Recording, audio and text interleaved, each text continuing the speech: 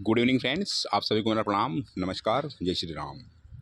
स्वागत है आप सभी का अपने इस यूट्यूब चैनल पर। तो इस वीडियो में हम लोग बात करने वाले हैं कनिष्ठ लेखा 2024 के बारे में कि नियुक्ति पत्र इस दिन जारी होंगे, आंसर की चैलेंज की सच्चाई एंड कैविएट, एमई श्रेणी का संशोधित परिणाम आएगा एंड वेटिंग इतने पदों पर और इतने अंक कम होंगे। तो इन सब चीज़ों के बारे में हम लोग वन बाय वन बात करने वाले हैं। आगे बढ़ने से पहले आपसे मेरी रिक्वेस्ट है कि अगर आप चैनल पर नए हो, पहली बार आपने विजिट किया, तो राजस्थान की तमाम भर्तियों की लेटेस्ट अपडेट और करंट अफेयर के लिए चैनल को जरूर सब्सक्राइब करना और वीडियो को लाइक करना। आप चाहो तो मेरा टेलीग्राम ग्रुप ज्वाइन कर सकते हो, लिंक मैंने डिस्क्रिप्शन बॉक्स में दे रखा है। हम बढ़ते हैं फिलहाल आगे। सबसे पहले हम लोग बात करेंगे फ्रेंड्स की नियुक्ति पत्र कब तक जारी होंगे और आंसर की चैलेंज सच्चाई इनके भी है। तो बहुत सारे लोग मुझे कमेंट कर रहे हैं, कॉल कर रहे हैं कि आंसर की जो चैलेंज की गई है उसका कोई सोल्यूशन निकलेगा या नहीं निकलेगा, या फिर अधीनस्थ बोर्ड सिंगल बेंच के फैसले को डीबी में चैलेंज करेगा। तो फ्रेंड्स, अपने देश में कानूनी व्यवस्था है, लीगल जो सिस्टम है उसमें ये है कि आप कोई भी अगर लोअर कोर्ट के जजमेंट से या फैसले से या ऑर्डर से आप सेटिस्फाई नहीं होते हो, तो उसको आप अपेक्स कोर्ट या जो भी उसके ऊपर ठीक ऊपरी जो अदालत है, न्यायालय है, उसके ऊपर आप चैलेंज कर सकते हो। ठीक है, ऐसा बिल्कुल पॉसिबल है। तो हो सकता है फ्रेंड्स कि सिंगल बेंच के फैसले को अधीनस्थ बोर्ड डीबी में चैलेंज कर दे और जो सिंगल बेंच का फैसला उसके ऊपर स्टे आ जाए।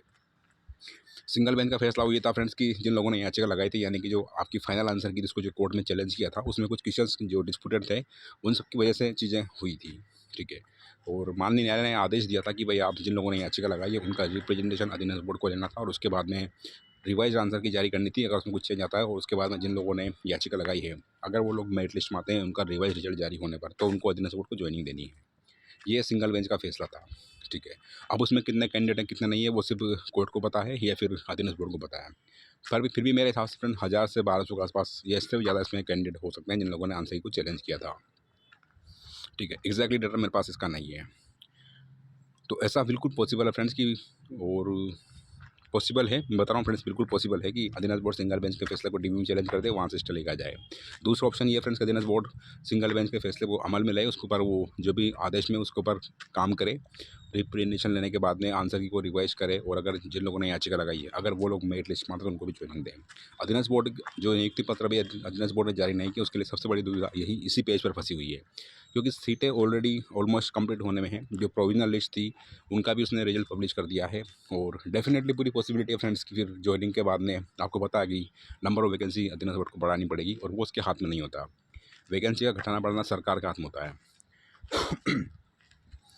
तो मुझे लगता है फ्रेंड्स वो ये है कि ज्वाइनिंग का मतलब ये है, अगर अधीनस्थ बोर्ड चाहता है कि एक बार जो आंसर की वाला मैटर है उसको सॉर्ट आउट कर ले, और सॉर्ट आउट होने के बाद में, यानी कि जो आंसर को चैलेंज किया गया है उसको रिवाइज करने के बाद में जो लोग मेरिट लिस्ट में आते हैं उनको भी जो उनके साथ में ज्वाइनिंग देना चाहता है जिन लोगों ने ऑलरेडी सिलेक्शन लिया है एक गुना कट ऑफ में।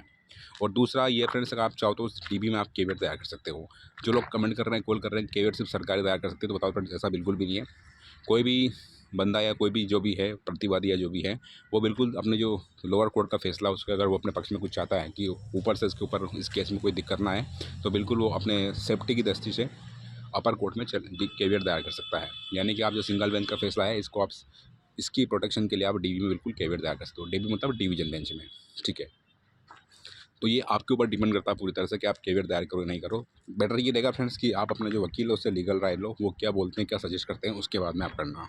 क्योंकि आपको पता भी जो लेवल 2 में आया था फ्रेंड्स, लेवल 2 में सेम ऑर्डर सिंगल बेंच ने दिया था जैसे कि आपका हुआ है आंसर के वाले मैटर में, लेकिन अधीनस्थ बोर्ड ने जो लेवल 2 में ये कहता कि सिंगल बेंच के फैसला को डीबी में चैलेंज किया, वहाँ से सिंगल बेंच के फैसले पर स्टे आ गया, और उसके बाद उसने जो आगे फर्दर प्रोसेस थी वो करी। उन लोगों ने गलती ये करी थी कि उन लोगों ने केविएट दायर नहीं की थी। अगर वो लोग डीबी में केविएट दायर कर देते तो उनकी ज्वाइनिंग को आज लगभग 1 से 1.5 से 2 महीना हो चुका होता, बट उन लोगों ने केविएट दायर नहीं करी।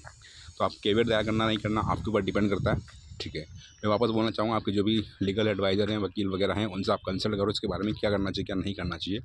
बाकी जो भी अपडेट होगी आपको बता दूंगा मैं। बात करते हैं ज्वाइनिंग ऑर्डर कब तक जारी हो सकते हैं। तो फ्रेंड्स फिलहाल इन चीज़ों को देखते हुए पॉसिबल नहीं है कि आपके ज्वाइनिंग ऑर्डर जारी हो जाए, बट पॉसिबिलिटी है कि जनवरी के सेकंड वीक या फर्स्ट वीक में आपकी ज्वाइनिंग ऑर्डर आपको देखने को मिल सकते हैं। जो कैबिनेट की मीटिंग जो स्थगित हुई थी उससे आपकी ज्वाइनिंग कोई फ़र्क नहीं पड़ेगा, क्योंकि उसमें जो भी इश्यूज़ हैं और इश्यूज़ हैं उनके ऊपर जो है वो चीज़ें फोकस थी, ना कि आपकी ज्वाइनिंग के लिए स्पेशली कैबिनेट की मीटिंग हो, ऐसा पॉसिबल नहीं है। ठीक है, हो सकता है कोई रोज़गार मेला अगर ऐसा हो सकता है तो बिल्कुल आपको उस पर ज्वाइनिंग ऑर्डर मिलने की संभावना है। लोग बोल रहे हैं कि अभी जो चल रहा है उसके अकॉर्डिंग, यानी कि जो रिजल्ट आया मिनिस्ट्रियल एम्प्लॉय कैटेगरी के वाला मैटर चल रहा है, इसकी वजह से भी स्टे आ सकता है। तो फ्रेंड्स बिल्कुल पॉसिबिलिटी इस बात की। हालांकि मैंने आरटीआई को दायर किया है, लेकिन अभी फिलहाल मेरे पास उसका कोई रिस्पॉन्स नहीं आया है। ठीक है, हो सकता है फ्रेंड्स मुझे रिस्पॉन्स ना मिला आरटीआई का, क्योंकि मैं थर्ड पार्टी हूँ, हमने ना तो एग्ज़ाम दिया है और ना ही मैं एग्ज़ाम लेने वाला हूँ। तो मुझे इसकी इन्फॉर्मेशन शायद नहीं भी मिले, ऐसा हो सकता है।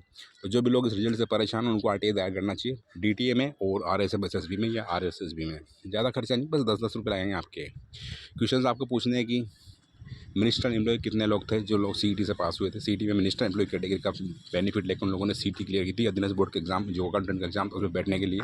और टोटल सीईटी की नंबर वैकेंसी कितनी थी, और इसके बाद आपको ये डिसाइड करना है कि जो नंबर वैकेंसी है उसमें कितने लोगों को जो है सीईटी जो मिनिस्टर एम्प्लॉय कैटेगरी से पास की थी वो शामिल हुए। यानी कि अगर मान लो कि ऐसा हो कि मिनिस्टर एम्प्लॉय कैटेगरी की अज्यूम करो 100 सीटें थी और मिनिस्टर एम्प्लॉय वाले 500 लगे हैं, 600 लगे हैं, तो ये चीज़ें आपके सामने आ जाएगी। अभी ये चीज़ कंफर्म नहीं हो पा रही है कि मिनिस्टर एम्प्लॉय में कितने लोगों को ज्वाइनिंग मिली, कितने को नहीं मिली है।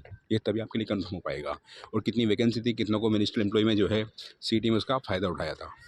ठीक है, तो आप डेफिनेटली इसके लिए आरटीआई दायर करना चाहिए आपको। बाकी जो भी इसका रिगार्डिंग अपडेट होगी आपको मैं बता दूंगा। और बात करते हैं वेटिंग की, तो फ्रेंड्स वेटिंग बता दो आपकी कम से कम आपकी 500 पदों के आसपास वेटिंग आने की पूरी पॉसिबिलिटी है। वेटिंग में आपको 500 पद देखने को मिल सकते हैं। हालांकि अभी इसके बारे में एक्जैक्टली बता पाना कि क्या सारी चीज़ें हैं, ज्वाइनिंग के बाद में डेटा क्लियर हो पाएगा, कितने लोग ज्वाइन करते हैं, कितने लोग ज्वाइन नहीं करते। मतलब ज्वाइनर और नॉन ज्वाइनर का डाटा आपके पास में जो डेटा है ज्वाइनर नॉन ज्वाइनर का वो ज्वाइनिंग होने के बाद में क्लियर हो पाएगा। बट मैं कह सकता हूँ फ्रेंड्स कि जैसे और एग्जाम में भी होता है 400 से 500 वैकेंसी आपको देखने को मिल सकती है। ठीक है फ्रेंड्स, तो ये था अभी के लिए। बाकी जो भी अपडेट होगी आपको बता दूंगा। मैं वापस बोल दूँ फ्रेंड्स, कैबिनेट की जो मीटिंग है उससे आपकी ज्वाइनिंग पर कोई फ़र्क नहीं पड़ेगा, क्योंकि आपका काम ऑलरेडी रनिंग में है। जो मेरे मिलने वाले हैं उनसे मैंने पूछा था, बोले कि 10 से 12 जनवरी के बीच में आपकी ज्वाइनिंग होने की पूरी संभावना है। ठीक है, बाकी जो भी चीज़ होंगी आपके सामने आ जाएंगी। तो फिलहाल के लिए इतना ही, मिलते हैं नेक्स्ट वीडियो में। वीडियो वॉच करने के लिए थैंक्स। और जो लोग मेरा आरटीआई का रिप्लाई कर रहे हैं, वेट कर रहे हैं कि क्या आरटीआई का रिप्लाई आएगा, मैं आपको जेन्युइनली बोल रहा हूँ फ्रेंड्स, आपको डेफिनेटली आरटीआई फाइल करना चाहिए। आरटीआई आप फाइल करोगे डीबी में, आरएसएमएसएसबी में और जिसने आपका डीबी करवाया उनमें। ठीक है, क्योंकि अभी जो प्रोविजनल लिस्ट आए फ्रेंड्स उस पर दिनेश बोर्ड ने सीधा बोल दिया कि जो भी ज़्यादा इन्फॉर्मेशन चाहिए तो आप डीटीए को संपर्क करो। तो आपको डीटीए में और आरएसएमएसएसबी में डायरेक्ट फाइल करना चाहिए ताकि आपको सारी चीज़ें क्लियर हो सके। बाकी मिलते हैं नेक्स्ट वीडियो में। वीडियो वॉच करने के लिए thanks. Have a great day and all the very best. आपसे रिक्वेस्ट है मेरी, अगर आपने चैनल पर पहली बार विजिट किया तो चैनल को जरूर सब्सक्राइब करना और वीडियो को लाइक करना। Again thanks for watching the video and God bless you all.